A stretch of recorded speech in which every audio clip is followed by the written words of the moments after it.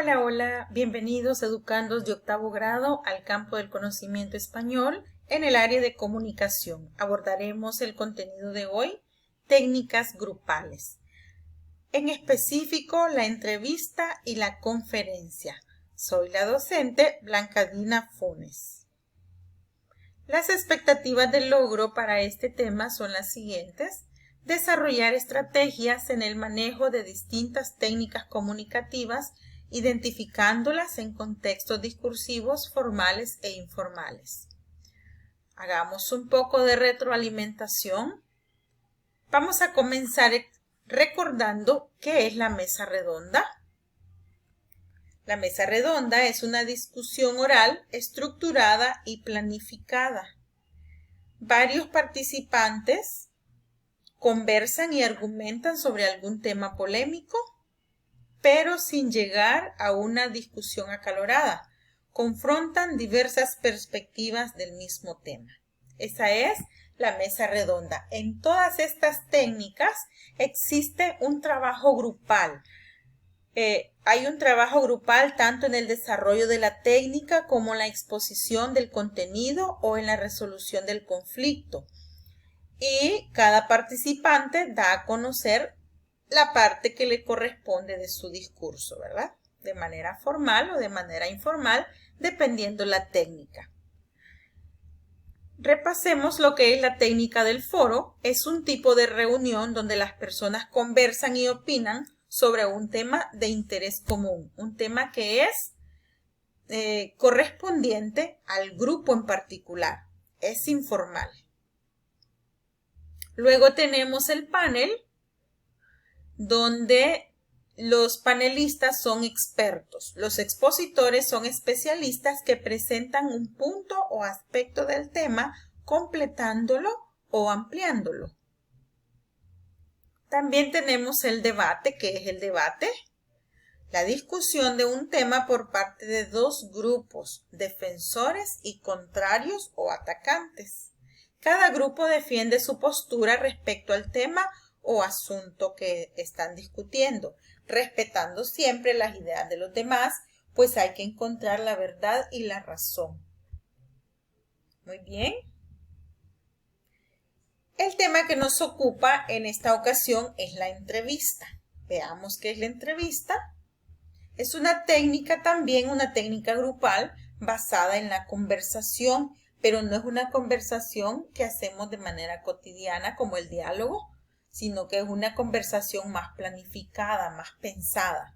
Adquiere un carácter científico a partir de la finalidad de su propósito, es decir, que depende para qué es esa entrevista, así adquiere un carácter científico o un carácter más relajado. Fiabilidad y la precisión en el intercambio de la información. Esto es lo que se busca, ¿verdad? Que vamos a encontrar de la persona adecuada una información fiable, una información verdadera. Es un diálogo entablado entre dos o más personas. Un entrevistador o entrevistadores que interrogan y un entrevistado o entrevistados que son quienes contestan las preguntas de la otra persona. ¿Qué usos tiene una entrevista? Tiene la recolección sistemática de datos, identificación de variables, si se quiere, en un contexto investigativo, y además diseñar hipótesis o guiar el proceso de investigación. Y también otro uso que tiene es que en procesos de acompañamiento se utiliza mucho de acompañamiento personal para motivar a la integración, es decir, cuando necesitamos que una persona se integre a un grupo productivo, ya sea en un ambiente laboral o en un ambiente educativo. También sirve para identificar a las personas. Cuando conocemos a alguien, le preguntamos su nombre. Esto es de manera informal, pero también es una entrevista. El objetivo de la entrevista es la investigación, es el conocimiento de información que se pretende recoger de primera mano, porque estamos investigando de la persona más adecuada, de la persona que tiene la información que necesitamos. también se hace con un fin determinado, porque puede ser una entrevista de trabajo, una entrevista al estudiante para estudiar su comportamiento, su conducta, etc. ¿Qué tipos de entrevistas tenemos? Pueden ser de varios. Tenemos la estructurada y focalizada. Veamos la estructurada. Se ciñe a un formato ya elaborado, es decir, que ya está escrito lo que vamos a hacer. Se aplica siempre del mismo modo, mientras que la focalizada se desarrolla alrededor de un tema que interesa al investigador y es más flexible, puede tener muchos cambios. No se aplica de la misma manera siempre. La entrevista estructurada, en esta todo está programado. Las preguntas, el momento del encuentro, las preguntas ya las tenemos por escrito al momento de encontrarnos con el entrevistado. Las vamos haciendo, la persona nos va contestando y vamos escribiendo las respuestas. Y también está estipulado el tiempo de duración de esa entrevista. Mientras que la entrevista focalizada, todo es más flexible. Surge como una conversación relajada, el entrevistador va enfocando el tema, va guiando la conversación para encontrar aquello que él quiere encontrar. Las preguntas no están escritas, sino que surgen en el momento de acuerdo al fin, que es lo que quiere lograr, y va como si fuera escarbando y buscando. Y entonces la persona, sin darse cuenta, va dando las respuestas adecuadas que el entrevistador quiere encontrar. Puede durar poco o mucho tiempo de acuerdo al interés del tema. Vamos a hablar un poco del entrevistador, que es uno de los elementos que tiene la entrevista. Debe hablar de manera clara, precisa y en voz entendible para que no se pierda ningún momento especial, ningún elemento de la conversación. Tener buena letra para que sean entendibles las respuestas del entrevistado al momento de hacer su informe. Las preguntas debe hacerlas de manera natural, lo más natural posible, para que la persona que está siendo entrevistada no se sienta incómoda y no se sienta como que está frente al banquillo de los acusados o frente a la policía, sino que vaya dando las respuestas lo mejor posible. Las preguntas deben ser precisas, es decir, cortas, no hacer unas preguntas largas que el entrevistado tenga que estar preguntando, dígame de nuevo qué es lo que quiere saber, sino que ya vayan claras las preguntas.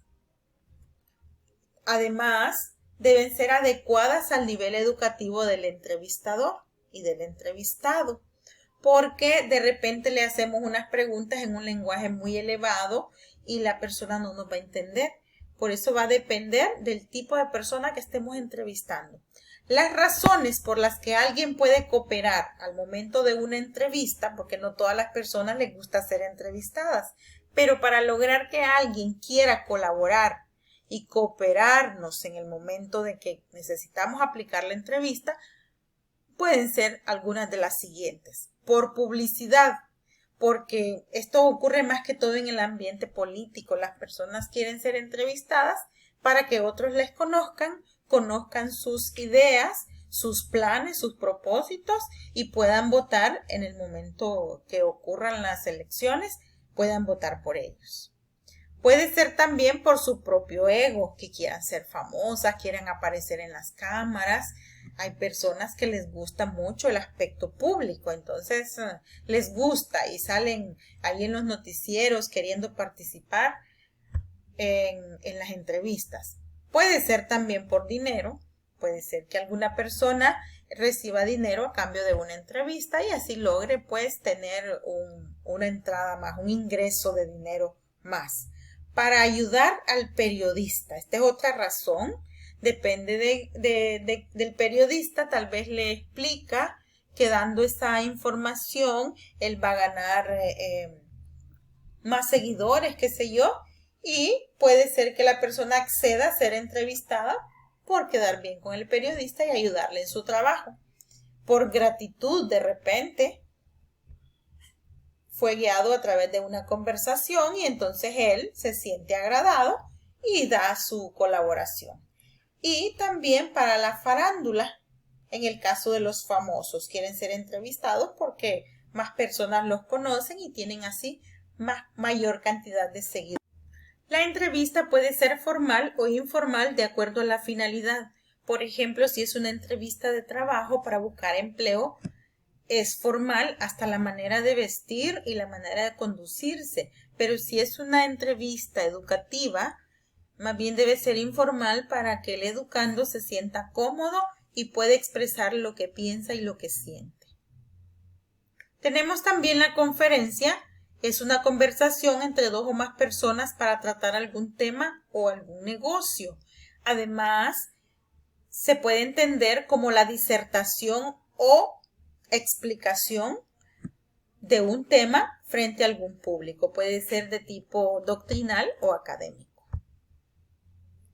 La conferencia también puede entenderse como una reunión de personas o un conglomerado en donde se debate y expone sobre un determinado asunto de tipo científico, social, político, medioambiental, siempre particular para un grupo determinado. Pueden ser médicos, pueden ser profesores, medioambientalistas, etc. Tipos de conferencias que tenemos. Conferencia magistral son aquellas impartidas por una personalidad famosa o prestigiada. También están las eclesiásticas, que seguramente se reúnen una vez al año todo el conglomerado para discutir todos sus asuntos pertenecientes a ellos. Conferencias de prensa para informar o promover algún evento o dar algunas aclaraciones. Y están las videoconferencias que se están utilizando mucho en el ámbito educativo. En el contexto de la comunicación, una conferencia es una reunión de representantes de gobiernos o estados para tratar asuntos internacionales o de gobierno de un país. Además, se puede entender como la exposición en público de algún tema o materia por parte de personal calificado, especialista en determinada área, sobre todo en el ámbito cultural, académico y de investigación empresarial. Actualmente las conferencias se realizan a través de videoconferencias. Muchas aplicaciones hacen posible esta labor. Las grandes compañías contratan servicios para hacerlo de manera muy efectiva y avanzar en su labor. En un contexto cultural y académico, la conferencia exige un espacio físico adecuado. Hasta los asistentes tienen que ir con una buena presentación de manera muy formal. La actividad independiente que va a desarrollar es la siguiente. Redacte una pequeña entrevista de 5 preguntas para investigar el pasado de su familia o de su comunidad. Solicite a un miembro adulto de su familia para que le ayude contestándola. El contenido de este tema lo encontramos en el libro del estudiante español octavo grado del 2021, proporcionado por la Secretaría de Educación en las páginas 44 y 46. Muchísimas gracias. Recuerda que siempre te queremos estudiando.